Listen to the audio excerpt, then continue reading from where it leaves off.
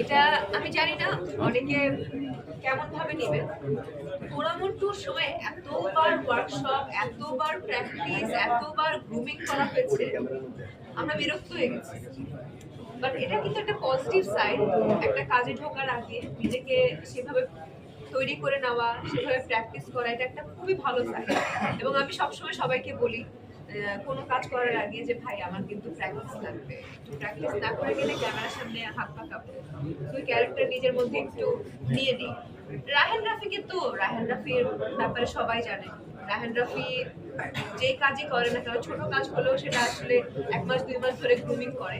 এবং রায়হান রাফি ভাইয়ের সাথে লাস্ট 1 মাস ধরে আমার এই ব্যাপারেই আসলে কাজ, মানে কথাবার্তা চলছে, স্ক্রিপ্ট নিয়ে বসেছি কিভাবে নিজের ক্যারেক্টারটাকে ডেভেলপ করা যায়।